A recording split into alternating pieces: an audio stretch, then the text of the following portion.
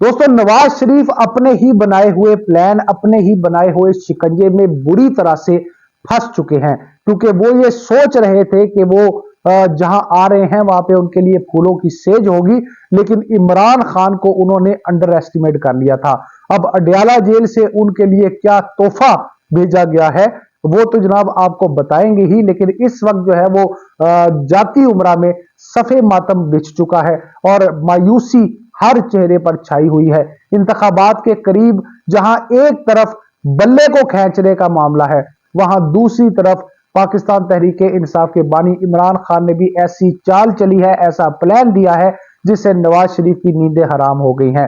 क्या मामला है, अंदर की खबर देंगे। आपसे दरखास्त सबसे पहले यह है कि आप चैनल को सब्सक्राइब कर दें, लाइक कर दें और कमेंट कर दें, क्योंकि ये जो फैमिली हम स्टैब्लिश कर रहे हैं, ये जो फैमिली हम इकट्ठी कर रहे हैं, वो इसलिए कर रहे हैं कि ये जो अंदर की मालूमात है, अडयाला जेल की मालूमात है, हक सच की बात है, वो आप तक पहुंचाई जा सके बगैर किसी खौफ और बगैर किसी डर के। तो जनाब होता यह है कि नवाज शरीफ साहब को लाडला बनाकर लाया जाता है। नवाज शरीफ साहब अपने मतलब तमाम तर मामलात को सॉल्व करके, रिजॉल्व करके, यकीन दहानियां लेकर, सारा प्लान तरतीब देकर जो है वो पाकिस्तान तशरीफ ले आते हैं। जनाब बड़ा प्रोटोकॉल, बड़ा बहुत इंजॉयमेंट होता है, बहुत ही उनके लिए जो है वो पलकें बिछाई गई, लेकिन उसके बावजूद उनको इस बात का अंदाजा नहीं था। वो ये समझ रहे थे दोस्तों कि अब भी पाकिस्तान पुराना पाकिस्तान है जहां पे अवेयरनेस नहीं है। वो ये समझ रहे थे कि अब भी पाकिस्तान वो है जहां लोगों को दबाया जाता है, धौंस जबरदस्ती की जाती है, लेकिन अब पाकिस्तान बदल गया है, उसके लोग बदल गए हैं। लोग समझ चुके हैं कि इस मुल्क के साथ सच्चा कौन है, ईमानदार कौन है और इस मुल्क का बेहतर चाहने वाला कौन है। तो इस खतरे को जनाब भांपे बगैर वो आ गए थे और बड़ा मामूली समझ रहे थे सबको, लेकिन उनके आके जनाब उनके ओसान खता हो चुके हैं कि इमरान खान ने उनका इस वक्त जीना हराम कर दिया है।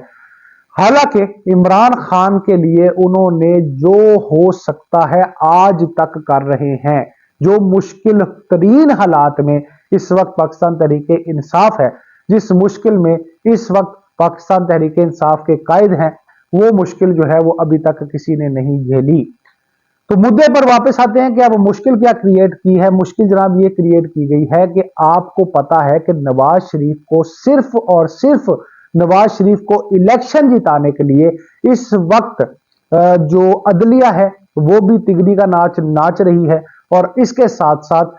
जो पार्लियामेंट थी इससे पहले निगरान हुकूमत से, वो भी तिगनी का नाच नाची है और वो तमाम तर गैर आईनी गैर कानूनी काम किए हैं जिससे नवाज शरीफ, फकत नवाज शरीफ को फायदा हो सके। और इस वक्त किसी को कोई फिक्र नहीं है कि भाई अवाम का क्या मान रहा है। तो वो क्या क्या इकदाम थे आपको पता ही है कि जनाब अली पार्लियामेंट से बाकायदा जो बिल है उसकी मंजूरी करवाई गई और उसके बाद ये केस जो है वो अदालत में लगा। पहले एवन फील्ड का केस माफ कर किया गया, उसके बाद जनाब हुदैबिया पेपर मिल का भी मामला, उसमें भी उनको वॉक थ्रू दे दिया गया।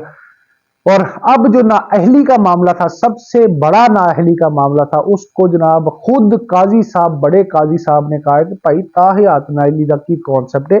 कोई चक्कर नहीं, कोई मतलब है हो ही चक्कर कोई है ही नहीं। अब उस चक्कर में उन्होंने कहा जी बड़ी हद है, 5 साल नाअहली होगी, और 5 साल का उन्होंने लफज 5 ही इस्तेमाल इसलिए किया क्योंकि वो ये जानते थे कि 5 साल की नाअहली, इस वक्त जो सजा है वो नवाज शरीफ की भी पूरी हो चुकी है, मुद्दत जो है, सजा क्या कह रहा हूं, मुद्दत जो है वो पूरी हो चुकी है, और उसके साथ साथ जहांगीर खान तरीन की भी। और ये दो ही मामले ऐसे थे जो इस वक्त अदलिया के लिए अवामी मसाइल और हर तरह से सबसे ज्यादा जरूरी थे। अवामी मसाइल का हाल तो खैर उन्होंने क्या करना है, इस वक्त फाइलें जो है वो दब गई हैं, सैकड़ों नहीं हजारों नहीं लाखों केस पेंडिंग पड़ा है। लेकिन इस वक्त उनको सबसे ज्यादा परेशानी इस बात की थी कि जनाब किसी तरह ये जो नाअहली है वो अहली में बदल जाए, अहलियत में बदल जाए। तो जनाब यही हुआ और फैसला आ गया कि जनाब नवाज शरीफ की नाअहली को खत्म कर दिया गया। अब नवाज शरीफ जो है वो रेडी टू लॉन्च, यानी इलेक्शन लड़ने के लिए बिल्कुल तैयार। उनके कागजात नामजदगी जो बंदा जमा कराने गया उसको चाय बिस्किट भी पेश किए गए, अंदर की बात आपको बता रहे हैं। लेकिन जब इमरान खान और तहरीक इंसाफ के कागजात जो है वो जाते हैं तो फिर उनको मुस्तरद ना सिर्फ मुस्तरद किया जाता है बल्कि उनको रातों रात उठा भी लिया जाता है, गिरफ्तार भी कर लिया जाता है और उनके ऊपर मुकदमात भी दर्ज हो जाते हैं। अब इस बात के ऊपर जनाब एक पाकिस्तान तहरीक इंसाफ के लॉयर्स के अंदर से अजहर सदीक साहब ने एक ऐसा मतलब मास्टर कार्ड फेंका है। उन्होंने ये किया है कि उन्होंने लाहौर हाई कोर्ट के अंदर एक बहुत ही अहम पिटीशन दायर कर दी है और उसमें यह कहा गया है दोस्तों कि भाई पहले तो यह बताएं ना कि सादा अक्सरियत में कोई बिल मंजूर हो सकता है। अब यहां पे सवाल यह पैदा होता है कि सादा अक्सरियत असल में है क्या। तो मैं आपको बता ही देता हूं कि सादा अक्सरियत दोस्तों ये होती है कि अगर फॉर एग्जाम्पल जो ऐवान है वो 183 से पूरा होता है तो जनाब अगर वहां पे 10 बंदे या 15 बंदे या 20 बंदे 50 बंदे फॉर एग्जाम्पल मौजूद हैं तो 50 बंदों में से जिसकी भी अक्सरियत होगी, बाकी सारे गैर हाजिर हैं, तो जिसकी भी अक्सरियत होगी यानी वो बेशक 15-20 बंदों की जो है वो अगर नून लीग के आए हुए हैं या उनकी तरफदारी कर रहे हैं तो अगर वो 20 बंदे उसके अंदर से 50 बंदों में से ये कह देते हैं कि अहलियत को ना अहलियत को खत्म करना चाहिए ताहयात को और 10 बंदे खामोश रहते हैं, 18 बंदे जो हैं वो ना कर देते हैं और 2 बंदे जो हैं वो वॉकआउट कर देते हैं, तो इसका मतलब ये होगा कि 20 वोट जो हैं वो इस ऐवान में सादा अक्सरियत यानी अक्सरियत हो गई ना, बाकी सारे तो कम हो गए उससे एक एक दो दो। तो अगर ऐसी सूरत हाल पैदा हो जाए तो जनाब इसका मतलब अभी पिछले दिनों भी एक करारदाद सेनेट में इस तरह लाई गई है और उसको भी ये कहा है कि अक्सरियत राय से जो है वो मंजूर की गई है और वो करारदाद जनाब अली ये थी कि इलेक्शन मुलतवी करवाए जाए और वो सादा अक्सरियत सुनकर आपका भी हादसा निकल जाएगा और मेरा भी हादसा निकल गया। वो सादा अक्सरियत जो थी जनाब वो ये थी कि 14 बंदे टोटल आए थे और 14 बंदों के अंदर से 2 बंदे खामोश रहे और 12 लोगों ने जो है वो कहा। तो इस 12 बंदों को ये कहा गया जो हमारा बिकाऊ मीडिया है इस पे ये कहा गया कि जनाब अक्सरियत राय से मंजूर हो गई है। गलत खैर वो भी नहीं कह रहे थे लेकिन 12 बंदों से वो उन्होंने और उस करारदाद की कानूनी और आईनी कोई हैसियत नहीं है और आज दूसरी बार जनाब ये करारदाद मंजूर की गई है कि इलेक्शन जो है वो इस वक्त नहीं हो सकता और उसमें बड़े मजे मजे के जवाब दिए गए थे। एक ये दिया गया कि जनाब मौसम बड़ा खराब है कुछ जगह पे, फिर दहशत गर्दी का मामला उठाया गया, सिक्योरिटी का मामला उठाया गया। भला भाई बंदा पूछे कि जो पहले इलेक्शन हुए हैं उसमें सिक्योरिटी का मामला था, इससे बुरे बदतर हालात में इलेक्शन हुए हैं